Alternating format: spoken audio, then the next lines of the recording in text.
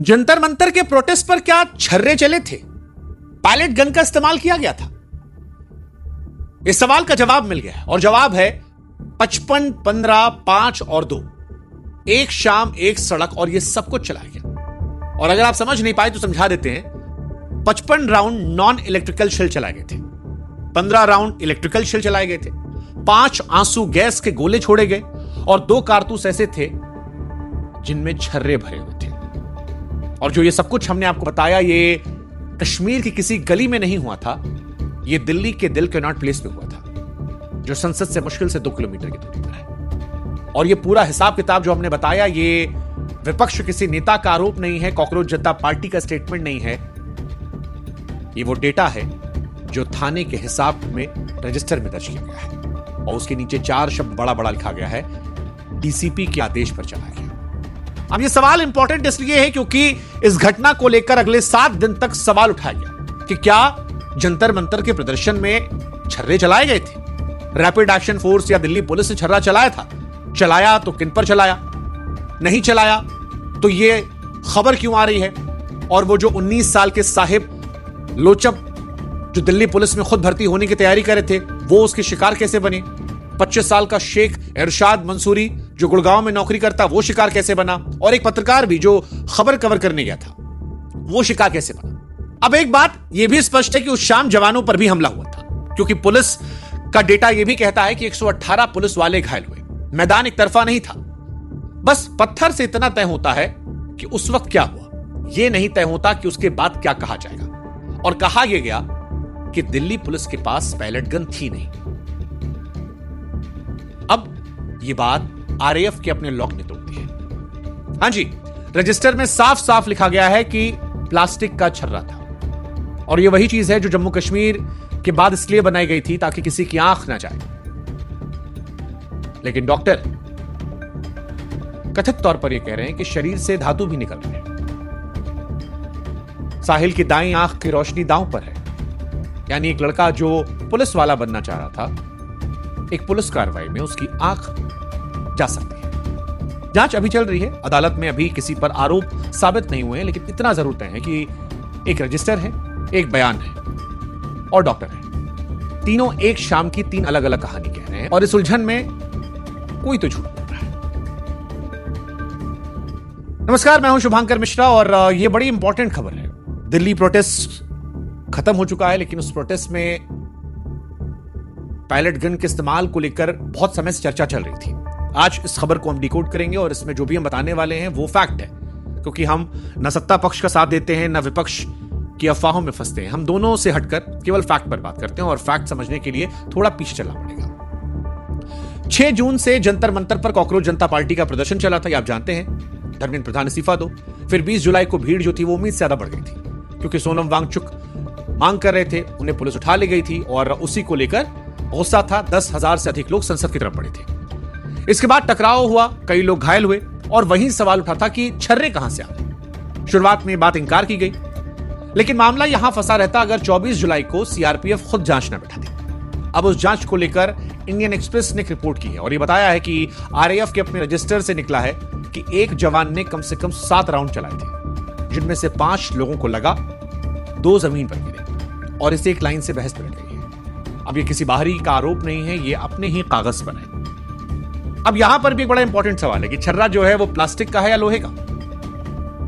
और यही सबसे ज्यादा झूठ फैल रहा है। छर्रे वाली बंदूक में एक कारतूस से सैकड़ों छोटी छोटी गोलियां निकलती हैं और चौड़े होकर इलाके में फैल जाती हैं। यानी चलाने वाला तय ही नहीं कर पाता कि गोली किसे लगेगी। कश्मीर में जो बंदूक चलती रही उसमें ये गोलियां लोहे की थीं, जिसमें हजारों घायल हुए, बहुतों की आंखें चली गईं और बात तब सुप्रीम कोर्ट तक गई थी। तब प्लास्टिक का छर्रा बनाया गया। मार बनाने वालों के मुताबिक लोहे वाले से करीब 500 गुना कम होता है। अब 20 जुलाई को लौटी, जहां रजिस्टर में साफ साफ लिखा है कि प्लास्टिक के छर्रे इस्तेमाल किए गए। अगर यह सच है तो कश्मीर वाली तुलना गलत हो जाएगी और मैं वो गलत बात नहीं कहूंगा। लेकिन रिपोर्ट्स कुछ और कहती है। द हिंदू ने लिखा है कि साहिल की आंख के ऑपरेशन में डॉक्टरों ने कई धातु के छर्रे निकाले। इरशाद की आंख के नीचे भी धातु का छर्रा निकाला गया। तो सवाल यह कि अगर चला प्लास्टिक था तो शरीर से धातु कैसे निकल रहा? अगर धातु चली थी तो रजिस्टर में प्लास्टिक क्यों लिखा है? एक बात तो गलत है, और यह तय करना जांच का काम है, मेरा काम नहीं है। मेरा काम है कि उस रिपोर्ट को दे देना जो आई और दोनों के वर्जन बता देना। रिपोर्ट कहती है कि उस दिन ड्यूटी कर रहे जवानों से कहा गया था कि छर्रे वाली कोई बंदूक नहीं चलानी है, कम मार वाली भी नहीं। इसलिए छर्रा कितना खतरनाक था, यह दूसरा सवाल है। पहला सवाल यह कि वो चला क्यों? क्योंकि आंकड़े एक तरफ है, असली तो वो लोग हैं जिन पर गुजरा। साहिल की मां ज्योति लोचब बताती हैं कि वो घर का इकलौता कमाने वाला बेटा था, प्रोटेस्ट में गया था और तभी उसके चेहरे के पास कुछ फटने की आवाज आई, फिर कुछ याद नहीं रहा। उसके बाद उसे अलग अलग अस्पताल ले जाया गया, सफदरजंग, बाद में एम्स के ट्रॉमा सेंटर। ऑपरेशन हो गया है, दूसरे का इंतजार है। डॉक्टर ने घर वालों से कहा था रोशनी लौटने की उम्मीद 1% है। फिर 23 जुलाई कहा शायद कुछ बढ़ जाए। अब पूरा परिवार उस उम्मीद पर टिका है।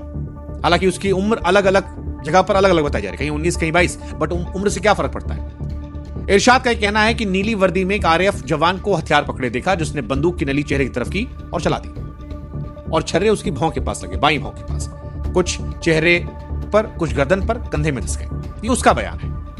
इसकी जांच भी होनी चाहिए, इसको भी देखा जाएगा। और ये लोग सिर्फ 2 लोग नहीं हैं। हिंदुस्तान टाइम्स ने खबर छापी है कि उस शाम कम से कम 5 लोगों को छर्रे लगे थे, जिनमें गुड़गांव की 32 साल की नूतन टोप्पो भी है। 5 नाम, 5 जिंदगियां एक शाम।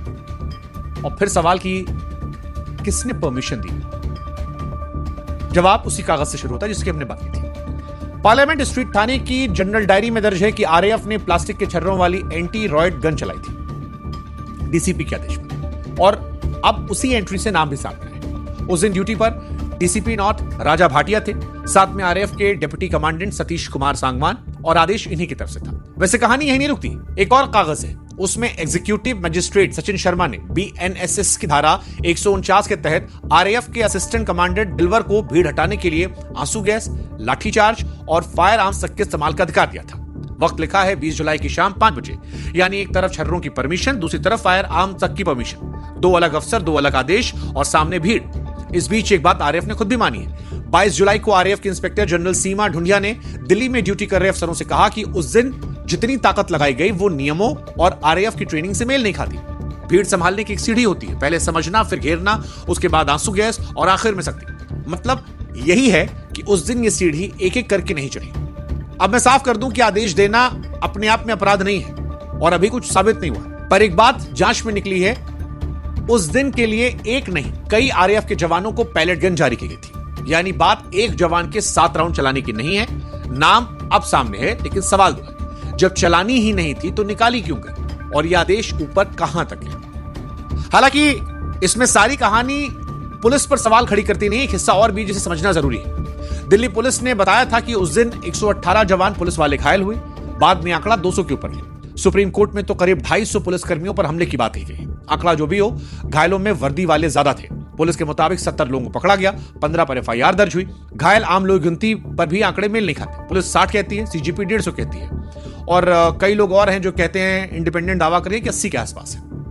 और यह भी दर्ज है कि छर्रे तब चले जब भीड़ की तरफ से जवानों पर हमला शुरू हुआ, पथराव शुरू हुआ। 10,000 से ज्यादा लोगों को चंद हजार जवानों को संभालना था, और वो आसान नहीं होता, यह समझना भी जरूरी है। इससे भी आप इंकार नहीं कर सकते। तो 2 बातें और जो पुलिस सीआरपीएफ के पक्ष में आती है। पहली ये कि जो छर्रा रजिस्टर में लिखा है वो सरकारी तौर पर कम खतरनाक बनाता है। दूसरी ये कि जांच किसी अदालत या दबाव में नहीं हुई, सीआरपीएफ ने खुद अपने लोगों को कागज खंगाले। 23 जुलाई से आरएएफ ने पैलेट गन का इस्तेमाल बंद भी कर दिया, और इसे लापरवाही का सबूत माने जिम्मेदारी का यह फैसला हम आप पर छोड़ते हैं। पर जो जरूरी है, जो सामने आया है, वो इंटरनल जांच है, अदालत का फैसला नहीं। गिनती दोनों तरफ से। इस कहानी का एक हिस्सा पूरा हो गया है। 25 जुलाई को धर्मेंद्र प्रधान ने इस्तीफा दिया। अब यह मामला अदालत में है। 27 जुलाई को पूर्व आईपीएस अफसर यशोवर्धन आजाद और 2 घायलों ने वकील वृंदा ग्रोवर के जरिए सुप्रीम कोर्ट में याचिका दी, जिसमें पैलेट गन पर देश भर में रोक और घायलों के इलाज और मुआवजे की मांग की है। अदालत ने कहा है सीसीटीवी बॉडी कैमरा के फुटेज सुरक्षित रखी जाए और एक जांच टीम अलग से बनाई जाए। लेकिन 20 जुलाई की शाम अभी भी वहीं खड़ी है, और मेरे हिसाब से इसकी जान ये नहीं कि छर्रा किस चीज का था, जान ये है कि उस शाम का एक ही सच होना चाहिए। और आज 3 अलग अलग जगहों से 3 सच आ रहे हैं। हो सकता है इनमें से कोई गलत ना हो। अगर उस दिन कई जवानों को बंदूकें दी गई तो मुमकिन है कि रजिस्टर में सिर्फ एक अफसर का हिसाब दर्ज हो, पर तब सवाल छोटा नहीं होता और बड़ा होता है, बाकी बंदूकों का हिसाब कहां? और यह सवाल किसी एक पक्ष का नहीं, उस लड़के का जिसकी आंख दांव पर है। उन सैकड़ों जवानों का भी जो शाम अपनी ड्यूटी करते हुए घायल लौटे थे। जिस शाम दोनों तरफ के लोग अस्पताल पहुंचे हों, यह भी सच है कि उस शाम का सच किसी एक का सच नहीं होता। यह अफसोसजनक भी है, पर यह भी एक सच है।